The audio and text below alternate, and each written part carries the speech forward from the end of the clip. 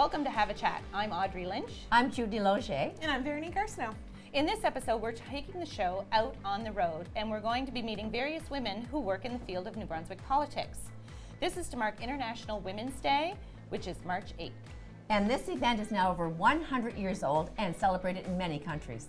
To begin our program, I sit down with Ginette Petitpas-Taylor, MP for Moncton Riverview Dieppe, and she talks about her role as MP and the importance of having more women involved in politics. Grew up in Dieppe. I'm the youngest of a family of 10 children. Oh my goodness. Yeah. Busy house. Busy household it was. I graduated from the University of Moncton with my degree in social work, and I had a fantastic career as a social worker, I really have to say. I'm one of those lucky people that every morning that I'd get up to go to work and I really was pleased and really looked forward to every day.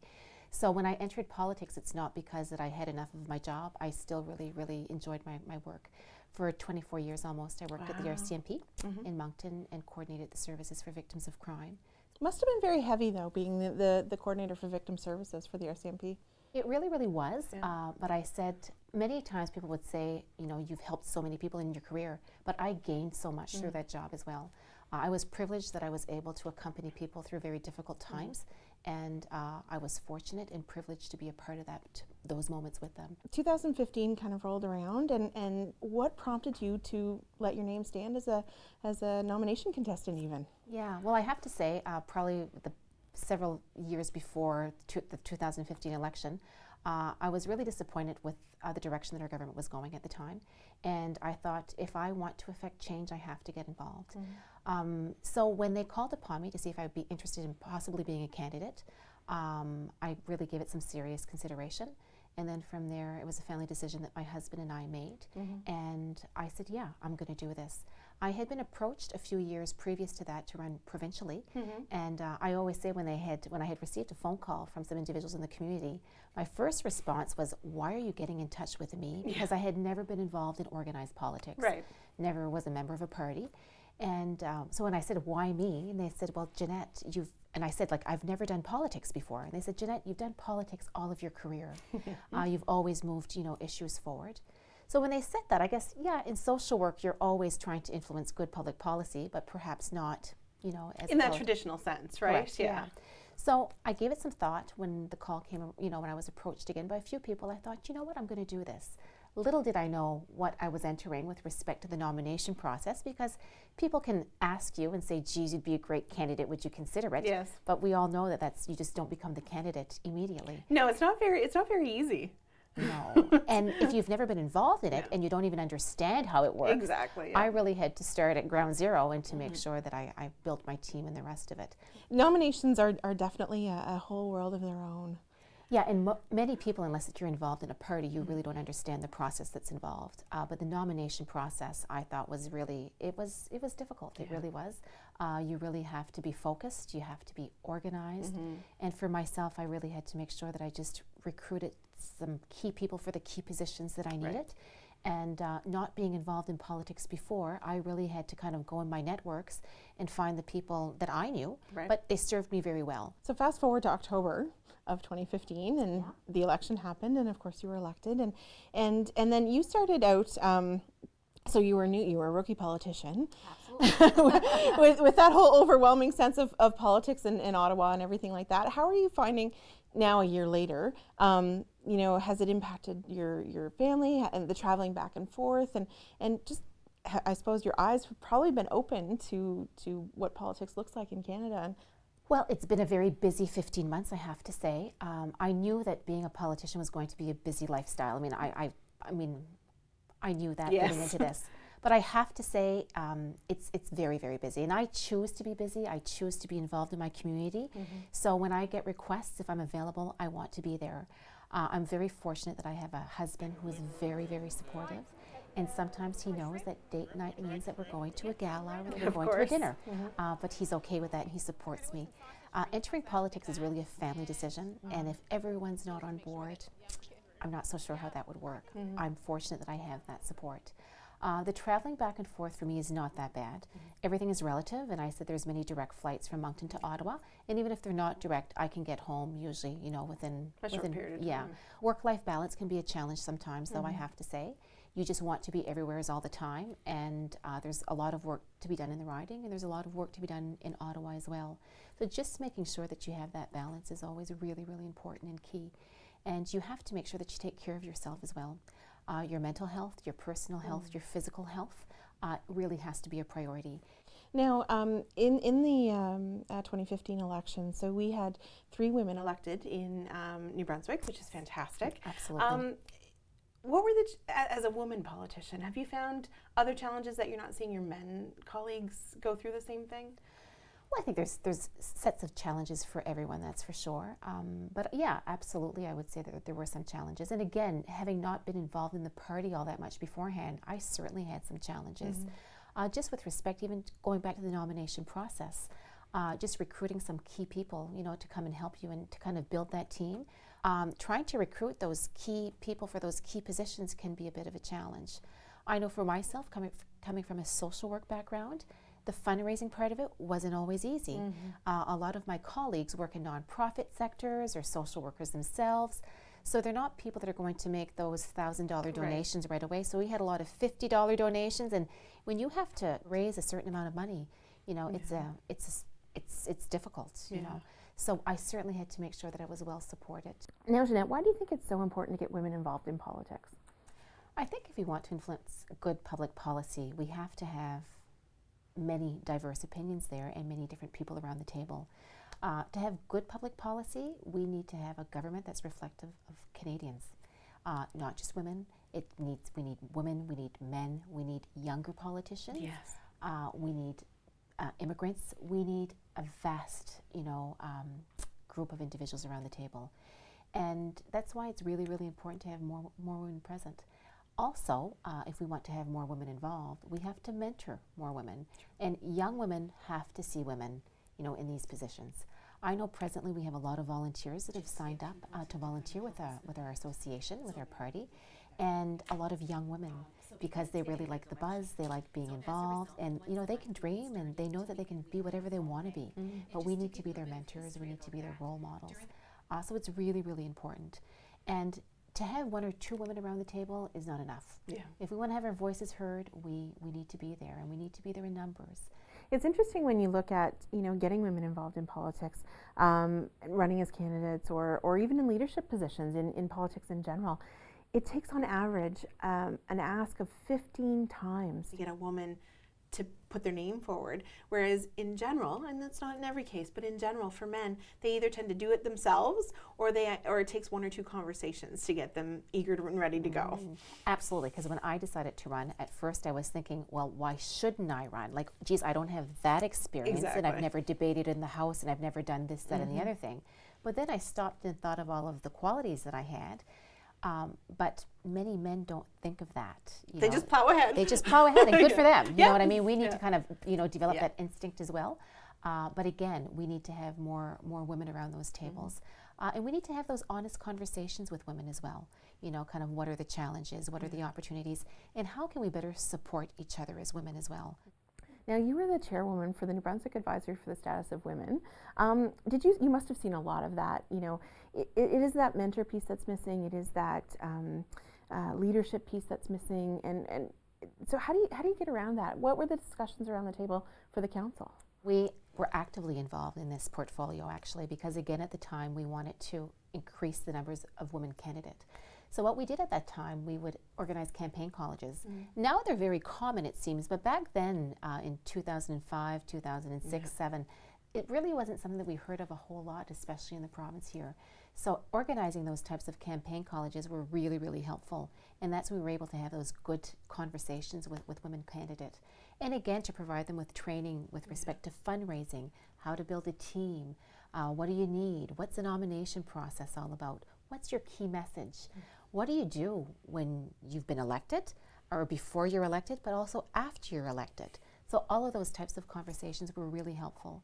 I had worked with different politicians in the past and had seen them campaign door to door and what the reactions were. And they typically asked about policy or, their thoughts on whatever was kind of in the news at that particular moment. But when I had the conversation with Carolyn Bennett, she talked about that they talked about her hair at the door, or her weight, or what she looked like, and very rarely asked about her thoughts on policy. Did you have any of that happen? Absolutely. You either had people that were very much engaged in politics, and that was probably maybe 10% of the doors that you knocked on, and then you had other people that just talked about a whole lot of other issues, and sometimes things like that as well. Yeah.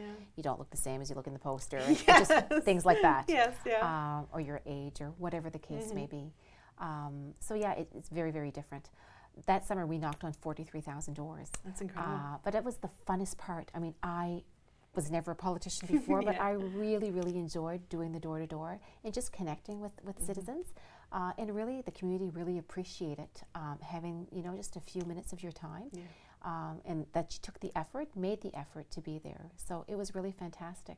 And even since the campaign, we've started door knocking again, because one thing that really bothered me the most during the campaign is when I would hear people say, "Oh yeah, we know it's campaign time or election time because it's the only time we see you every 4 years." So I told myself, I'll be darned, next election. It's not going to be a trend. It's not going to be a trend. So we've started going actually soon after the election, and people are pleasantly surprised actually. I'm sure. And the feedback's been positive. Now, typically for women getting involved in politics, one of the big differences that I've seen just in my own experiences is that men are connected in a different way.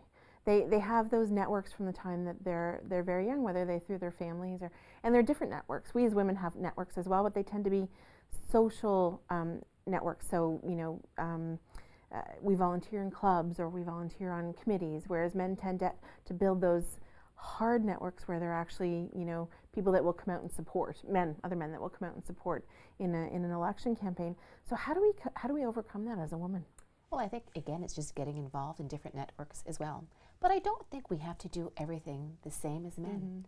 I know for myself, all of the volunteer organizations that I belong to, the boards, the commissions, all of that helped me along the way. And those were allies that I had. So they came out and supported me and volunteered for me. So as women, I don't think we need to do things the same way that men do. We just need to be who we are. And I don't want to change that about who I am. I'm getting involved because I want politics to be done differently. Right. I don't think that it always has to be adversarial. I think that we can really, come up with some pretty great ideas, and we can work through some challenges together. Now, you were appointed as the Parliamentary Secretary to the Minister of Finance. Can you tell us a little bit about what a Parliamentary Secretary is? Sure, absolutely. Well, I got the phone call from the Prime Minister advising me that I had been appointed as the Parliamentary Secretary to the Minister of Finance, Bill Morneau, and my heart stopped for a minute. Yep. Yeah. So, but anyways, primarily my role is to assist the Minister of Finance in the functions that he's not available to perform. So, just a few examples. During question period, our minister is away a lot, doing a lot of tours and meetings overseas. So I have to sit in for him for question period and answer the questions. We assist in functions with respect to meeting with stakeholders and really involved with the department. I feel very well supported by the department. It's a fairly new function, so I've got a lot to learn.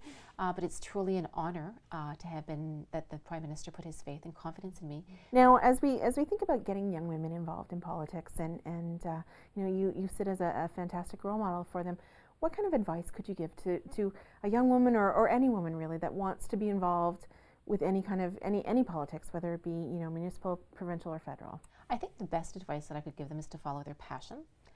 First of all, you have to identify really what really comes and gets you. And doing volunteer work in the areas that you're really passionate about.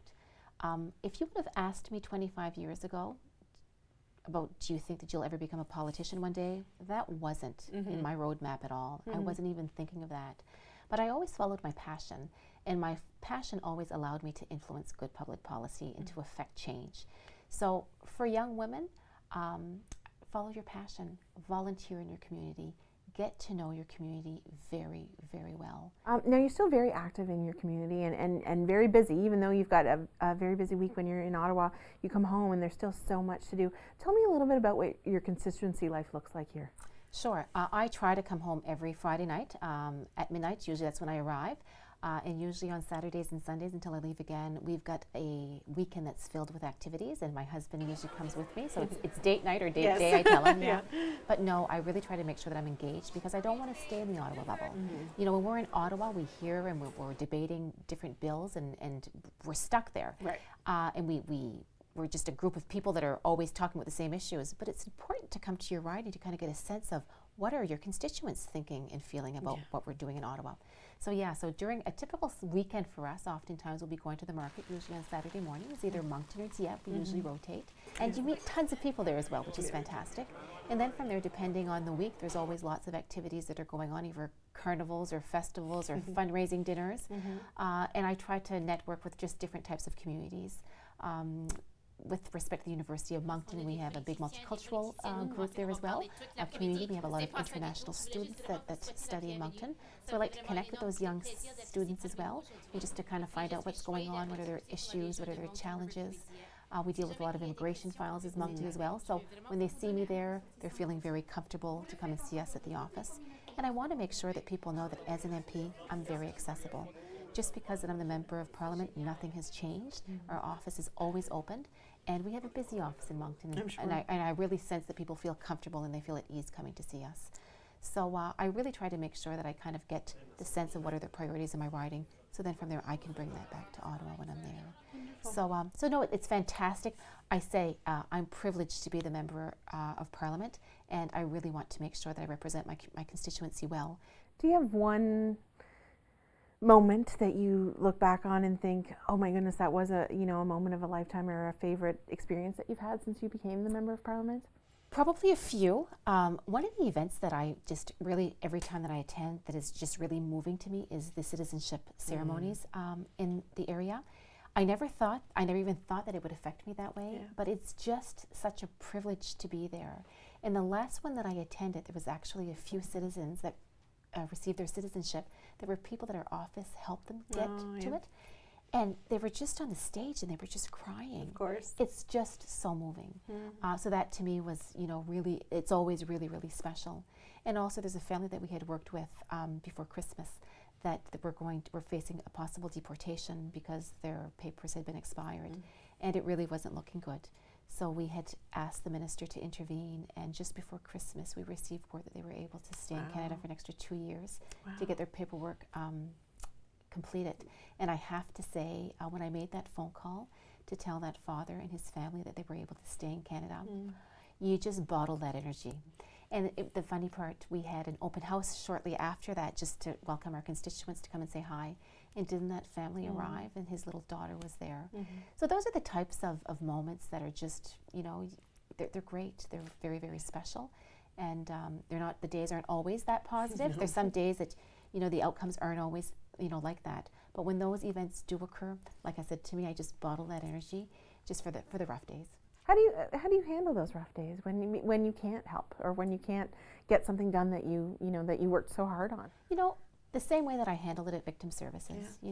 I know that I've done all that I can, that I've left no stone unturned, and at least that I know that people can't say, well, you should have done this or you should have done that. I just give it my all, and my staff give it their all, and then from there, sometimes it's not always pleasant. Being a politician isn't always an easy job. If it was easy, there'd be more people that would come forward. We've heard a lot of talk since the new Parliament began, and since you all were elected in 2015, about parliamentary reform. Can you tell us a little bit about what's been happening and what some of the conversations are around that? So we are looking at is there a way that we could modernize Parliament a little bit? Even just things like having childcare spaces. We have a childcare facility, but if you don't have your child there full time, how is that going to work? We just sit 26 weeks a year. So we were looking at those types of things. And again, we were looking at perhaps sitting 4 days a week as opposed to 5 days a week. These are just conversations that we were having. If we're sitting 4 days a week, it doesn't mean that we're going to be off the fifth day. That's right. We're working in our it's riding. not a vacation. No, but if at least you're in your riding, you can be home at supper with your family. You can tuck your kids to bed. So those are the types of things that we really need to look at. I really want to thank you for sitting down with me today as we look towards International Women's Day and all that that means for the country and for our world in general. I think you're a shining example, of course, to your riding, but also to all of us. So it was a real pleasure to sit down with you today and get to know you a little bit better. Well, thank you likewise, and thank you for the opportunity.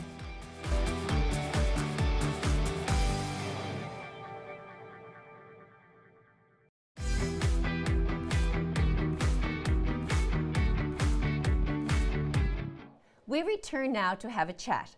To continue our show on the theme of International Women's Day, I'm talking provincial politics with Lisa Harris. She is the MLA for Miramichi Bay, Niguac, and the minister responsible for seniors and long-term care, and also responsible for Celtic affairs. Well, I was always involved in whatever activities were going on in my school. Always wanted to be involved and maybe be the boss a little bit at that point in my life. So then as my children got into school, I always was a part of the Home and School, the PSSC committee, which I believe we served a couple of terms together. We did for many years serve on that. Yes. Great thing to be involved and in. that just really, that gives you a lot of opportunity to learn. Sure. So then I decided at one point that I wanted to run for City Council, Yes, which I did. And at that time there was a ward system in place. And so I represented Nelson, Chatham Head, and Douglasfield. Then I decided to take the next term off. I didn't run because I wanted to go back to university and finish my degree. It was very important to me to do so. Good. So I did that, and then I decided to put my name in again because I really missed it. I missed being at the forefront of the decisions being made for my city. Yes. So I put my name in again, successfully won, and came out with the top vote. I know you did. And became the deputy mayor of Miramichi, which was an honor to serve, and had the opportunity to serve with Mayor Jerry Cormier, the late Jerry Cormier. I miss him. I do. I miss him very much, and he was a great leader. Beautiful. And so I'm just happy to have that opportunity. Then made the decision to run provincially, and was blessed. So in this day and age, what are some of the challenges in getting women involved in politics and candidates? Well, the biggest challenge is like you say, to have the confidence to be able to do it. But along with that confidence comes support. And I was blessed with a mother who always told me I could be whatever I wanted to be. Me too. So if you come from a place like that, then what can't you accomplish? Exactly. But then to be able to, through your network of friends and colleagues of the different places that you work, to get that support. Once you start saying, I think I'd like to do this, and then you hear somebody say, yes, you can do it. Oh my goodness, you would be so good. And that's what's important. If you don't have that, so I'd like to say that whenever, especially a woman, makes any statement like that, or if you think of a woman that you think would be good in a role, in a political role, no matter what it is, to encourage them to do that, not be afraid to say, yes, go for it. Right. But the challenge is, as you asked, it's hard because, a lot of us, we're working, we're raising families, and there's still the old boys club out there. And, finances is a big part as well, because you need money to run campaigns, and you need people to believe in you to be able to give you that money. So, and it's hard. It's not an easy thing to ask for money from people. But I've been lucky over my time and did it as frugal as possible, and went out and did a lot of my own things, and that's why I think that I am successful. I just want to ask you why it's so important to have women involved in those capacities. Well, it's because I think that the biggest thing for me is that we just look at the world a little bit different, and that's a wonderful thing. Yes. We need more women, but we also need lots of men too, because over 50% of Canadians are women. That's right. So we understand things. We look at life just a little bit different, because we are different. But we can celebrate those differences, and when we have a different point of view, and we have a view of the population, then we can make decisions and policies that are going to serve us better. What are some of the challenges you have faced, let's just say as minister most recently? Yes. What are some of the most challenging times for you? Well, Judy, sometimes when you're in big board meetings or whatever you're in, you're outnumbered. Sometimes I can be the only woman in a room, or sometimes just two or three if you're very lucky. And it can get lonely because, you know, on a break or whatever, if you want to talk to somebody, just the conversation that us women have is different than when you speak with men, and it just is. And I know. And so sometimes you sit there and you wonder, you know, are my thoughts on this right? You know, is someone going to support me with this?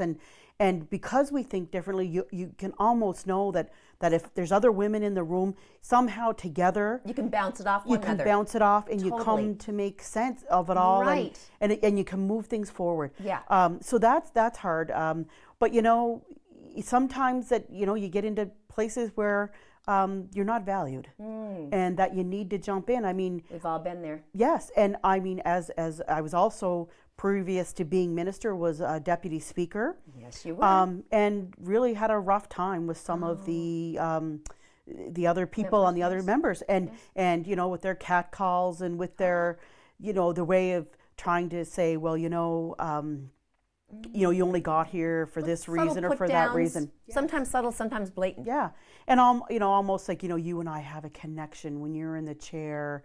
It's so wonderful, and I've looked at your resume. We have a lot. Like, you'd never see that happen between two men. You wouldn't see it. You wouldn't. So, you know, I had to really make sure that I looked into that and that I stopped it. And I one day just said, enough is enough. You stood your This ground. is how we're going to do this. I like that. And it's been successful, and it's hard because if we allow that to happen, and Judy, it's all political parties can do that. And I tell you one thing: if I ever heard somebody in my own party do something like that, I would call them out on it immediately. So what would some of your accomplishments be to date? Like, let's go for one of your proudest moments or one of your biggest accomplishments since you've entered the world of politics. I'll tell you, the night that I won my provincial election at home, and with you know, my family was there, and to watch them, and they were so proud and nervous. tense?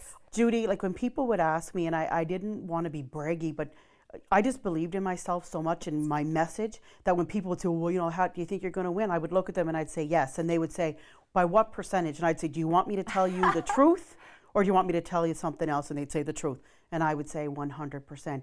And it's truthfully what I believed. When you're positive, when you're honest, Honest is a you big know, one. you have integrity, you know, like, and that's a scary thing too, because you enter the political field, some people are going to love you, and others are really going to hate you and say very, very mean things about you, to It's you. life, right? It is. And that could turn a lot of women off, and men as well, but women, because we take that stuff to heart. You've always had tough skin? Would you say growing up as a girl, you've learned at a young age to be bold and be strong? Truthfully, like, I look at myself as a leader. I've been chosen to lead. I've been chosen to make decisions on behalf of New Brunswickers. And every time I make that decision, it's from a good place, it's from an honest place. I think about my family, I think about all of the families that I serve. I think Yes. about seniors, I think about, you know, people that struggle so much. So every time I make a decision, it's what I really believe to be true, and what I believe that people that gave me the vote of confidence want me to do. So, Minister Harris, what was most unexpected for you when you did enter the political scene? I didn't know exactly what I was getting into. I mean, you're going from municipal to provincial, and you're wondering, you know, how different is it going to be, and is That's it, the you know, question. the bigger, fancier meetings perhaps? Right. But you know, I would say is that the fact that you're still meeting around a table that is very much like a kitchen table, Yes. but just a bigger kitchen table. Good. You know, from the municipal table to the provincial table, and that you sit with people that care about New Brunswickers as much as you do, Passionate. and that you're able to really have a good discussion when you're making decisions. So it's a very big learning curve. Oh, you know, the first few months, I compared it like the dog that caught the car. Oh my Yes. goodness gracious! But you know what? Like, but you get into your role so quickly, and because of my experience with the municipal politics, it made it probably a little smoother for me than for somebody just coming. So that's another thing that I could say is for anybody that's considering a run in politics, you know, join a club, become the vice president or the treasurer or the president, and learn how to conduct meetings, no matter how big or large, because that's where you learn. And then if you make that step into politics, you just have that much more experience. So do you maintain a lot of connection on a local level? Like, how involved are you with the local constituents? So certainly, I mean, yes, we need to be in Fredericton a lot because we have a big department to run, but as well, the best days are when you're in your riding.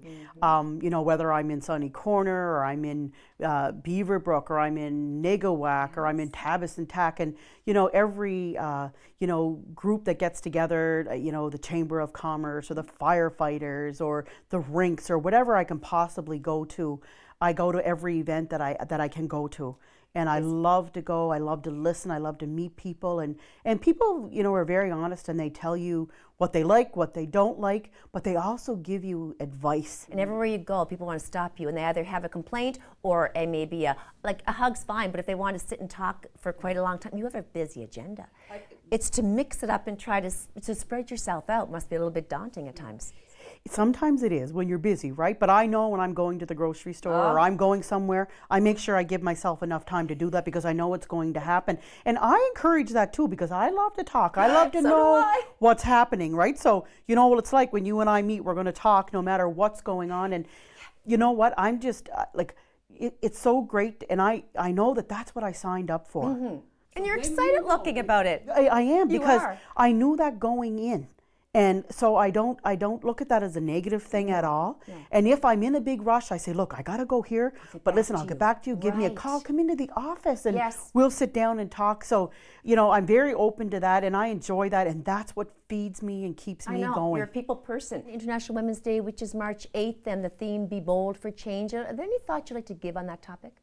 Well, I think, you know, just that topic alone, be bold for change and be bold, be strong, be confident, be powerful, you know, and that's one beautiful thing is I choose to use my power that I have to empower others. That's perfect. That's what we need. And to encourage others. So, like, you know, if people out there are listening, and of course you have a big listening group. So, you know, if there's women out there that want to ask me about my political career, be bold and give me a call. But I would love to do that. And I think that one book that I read was Lean In, and it's about leaning into the conversation. I'm leaning in, I'm listening, and I'm making sure that I know what's happening so that when I go to speak, I'm going to be heard. And you're prepared. Yes. You do your homework. That's right. So I think that, you know, people be bold for change. And as I said, you know, don't be afraid to be the change that you want to see. What you're doing for the seniors and long-term care and Celtic Affairs, like there's so many areas that you cover that you're just doing it step by step in the best way you can be. That's right. And to be privileged to be the Minister of Seniors and Long-Term Care, and every single opportunity I have to go into a nursing home and to be able to touch and, you know, hug seniors and to listen and to try to understand what's happening in the homes. What can we do to make it better? That is my goal, is to make life better for New Brunswick seniors, and I really believe that I am. And it's nice when, you know, I even hear the opposition. I was at a, you know, we have a age-friendly community recognition program going on, and I was at a session the other day, and one of the opposition members said, you know, I don't always agree with the Premier, but one thing I can agree with the Premier on is choosing you as Minister of Seniors and Long-Term Care because of your passion. Comment. It was beautiful, and really I thanked him. And you know, I am passionate and I do care, and I'm working really hard. And you know, I have no problem with people that disagree or don't feel that what's going on is right. That's okay, because everybody's entitled to their opinion, but be factual. Yeah. Because every time we put things that are not true out there, it can cause stress for people. It can cause stress for people that have their loved one in the nursing home. It causes stress for the employees. Hopefully we get the opportunity to become elderly people. We don't know what any day is going to bring. But I know that for myself and for my parents, I want to keep them in their home as long as possible. However, if they were to go to a new nursing home, that you and I would want it to be the best of the best. The best of the best, so that they can continue to age well, no matter what stage of their life they're at. That's exactly right. And when you're in, you know, a new environment that's well up to date and has all of the up to date equipment, then people are going to be able to live longer and healthier and be more mobile. Right. So that's what's important. So you must be very proud to see the Welsh flag going up today. We are very, very pleased. It's a new ministry. Oh yes, that's right. But it's an opportunity for us to really highlight. As well, you know, being the minister responsible for Celtic Affairs. That's another. It's great, topic. and you know, I'm going to be raising the Welsh flag actually at the legislature and attending a dinner that evening. Just to reflect on all of your ancestors and what they brought to New Brunswick and how we're still thriving as a province. And I've been able to go to many Scottish festivals, Highland Yes. Games, and as well, of course, the Irish Festival here, the world famous Irish Festival right You've been here. really involved. So it's beautiful, and to have that little piece on to ministry is wonderful, and I love Icing on the representing cake. people. It is, it's great. So Minister Harris, I've realized that just recently there's been a new initiative launched in trying to get more women involved in politics. So there is a group of women that are working together to try to get 50% of the candidates for the next provincial election to be women. Woohoo! Yes. That's huge. I'm excited. So it is. It's very exciting, and actually, there was supposed to be a full day session on this back in February, but of course, due to the weather, we had to cancel and reschedule. So hoping for early April. The date has not been totally confirmed yet, but it's going to be a day for women who are interested in getting involved in the provincial election, to come forward, to be able to listen to guest speakers, to be able to ask questions. There's going to be a panel set up of present and former female politicians. Sheila Copps is going to be the guest speaker who, has paved the way for many women Certainly in has. politics. She has. So this is going to happen. So as keep your eyes on Facebook and right. on different social media and in the papers, and because that's certainly going to happen. And if anybody big. out there is thinking about getting involved, come out and join that. And it's not any political party. It's all political party. It's women helping women and encouraging them. And it could be just what you need, because you will learn, what does it take to be a candidate, to run in a nomination. Sure. So you win your nomination, then all of a sudden you're the candidate. The finances, the getting the groups together, getting the different political parties to support you, and also an opportunity to listen to the political parties, what their vision is about getting more women involved. Hopefully we'll have a great group there, and that we end up having 50% candidates Wouldn't of that women. be remarkable? It will. So what do you think about reoffering in 2 years' time? Has that entered your mind yet? Is that part of the future? Absolutely. Absolutely. Oh, yeah, without a doubt. I will be reoffering in 2018 and looking forward to it. And it'll be my first time of reoffering in provincial politics. So it'll be something new, to campaign and to go through that election. And I look forward to it, and I really can't wait. Minister Harris, it's been a pleasure. Mine as well, Judy. Thank you so much.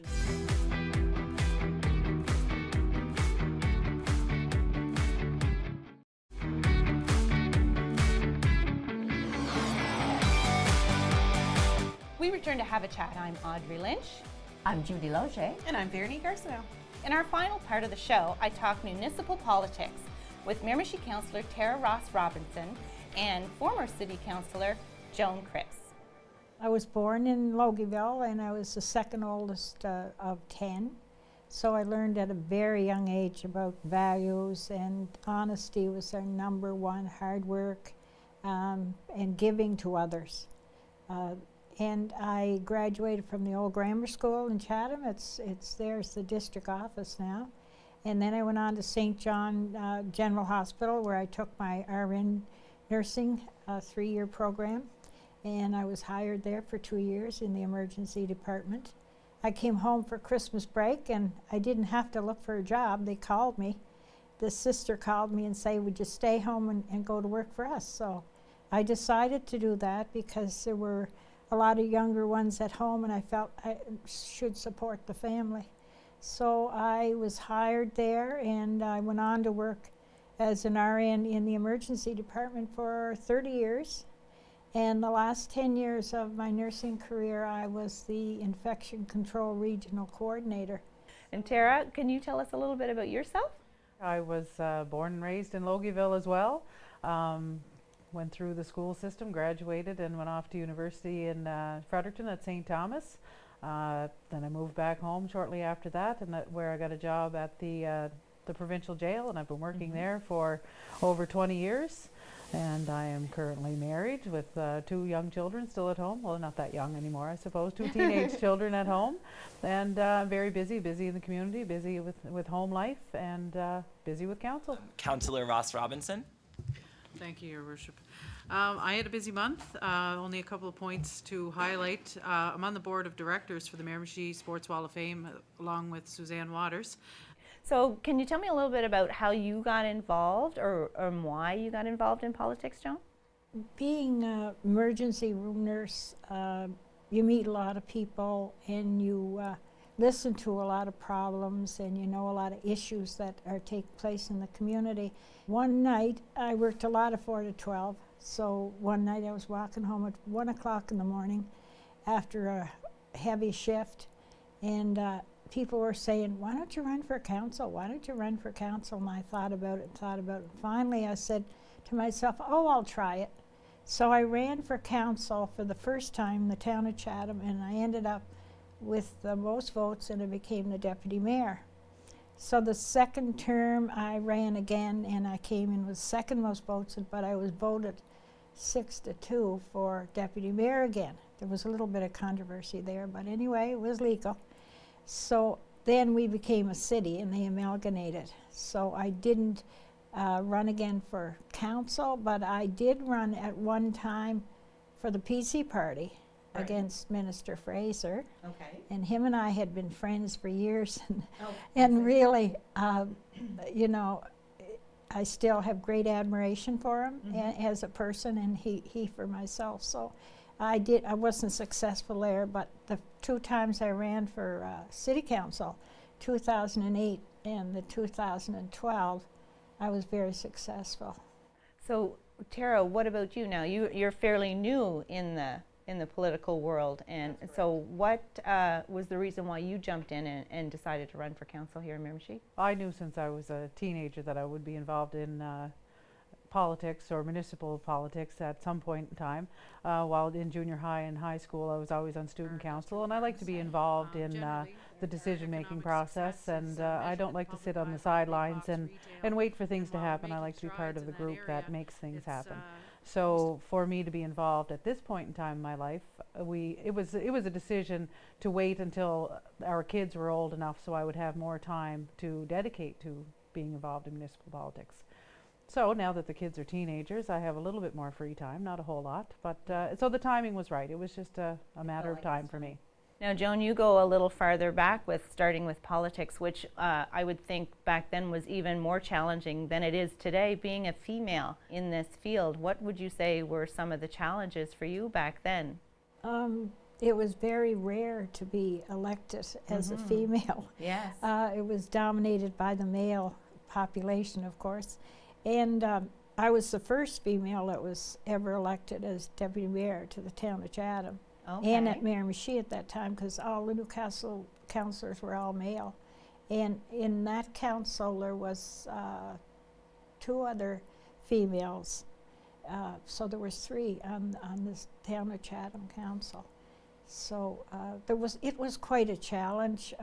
You had to make yourself well known, and you had to go out into the community and do a lot of campaigning. Like I did most of my campaigning because I did a lot of work with the seniors, and I would, even when I wasn't working or off duty, I would go to their home, take their blood pressures, and they used to call me all the time on my days off, and so I gained a lot of respect in the community for that. So I think that maybe helped. Tara, do you find it a little easier this day and age for women as far as the challenges to being in politics, or do you still find that it's somewhat a struggle?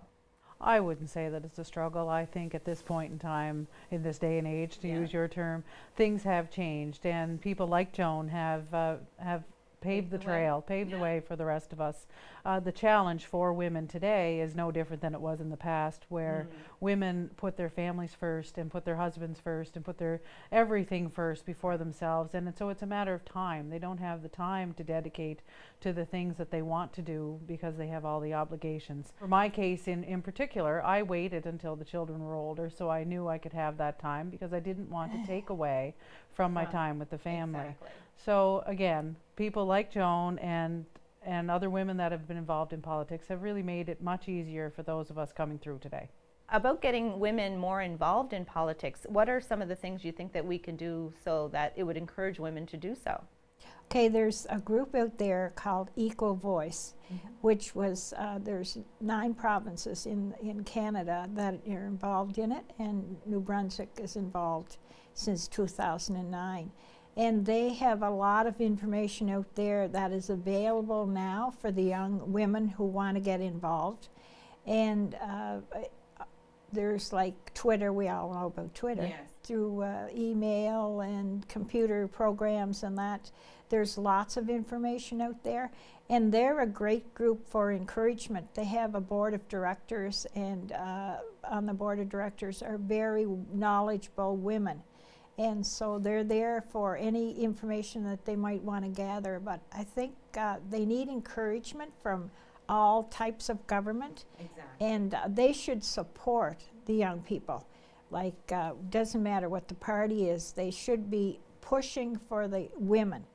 Because we have to realize that 50% of our population, over 50% of our population is women.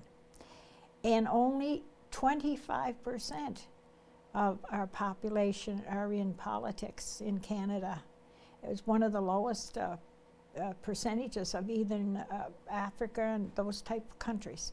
So we have to be more encouraging to the young people to get involved, because once they get involved, it gets in your blood. Now, what would your ideas be?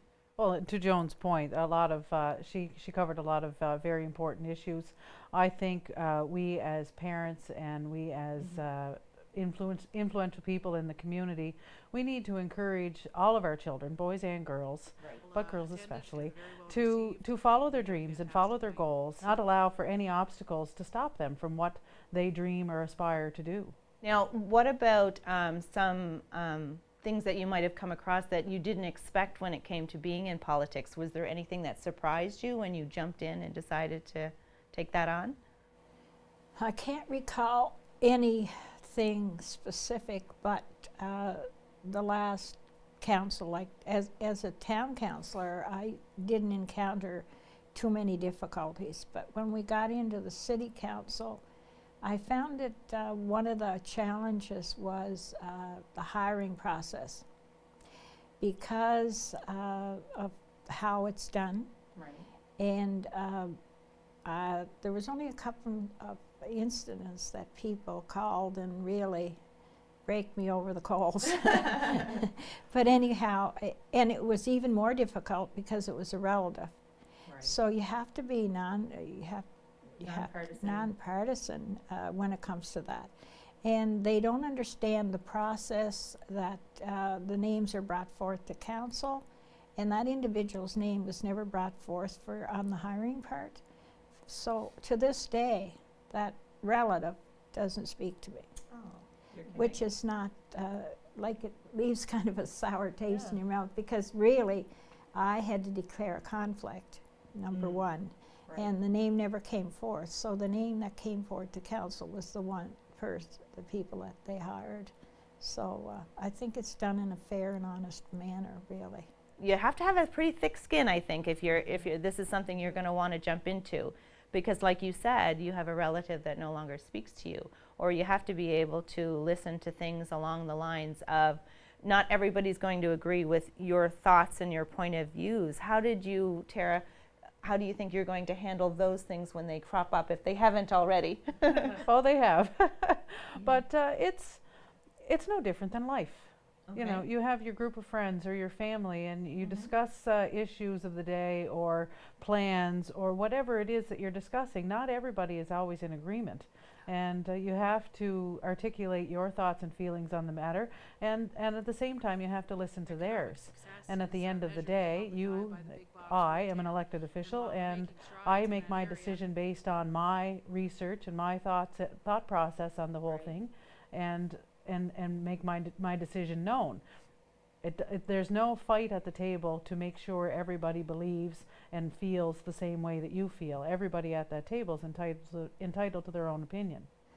Well, it was very enjoyable. I loved every minute of it. I really enjoyed being a councillor. The comradeship with the councillors and the staff at City Hall are superb people. And I really became really good friends with all of the people on staff and the councillors. We were just like a big family because I was there like 8 years with some of them. Right. And the city, I can still go there with open arms. They call me, why haven't you come to see me? I was there the other day for something, to pick up something. And why didn't you come up to my office and see me? It's like another extended family. Yeah, but the decisions you make are decisions that you have to live with, and you make them in the best interest of the citizens. And you do it with an open mind. You do your research, like Tara says. You work really hard. I mean, I worked really hard. And I read everything and was always an hour before and count every meeting before anybody ever got there, and I would sit down, relax, and go through everything.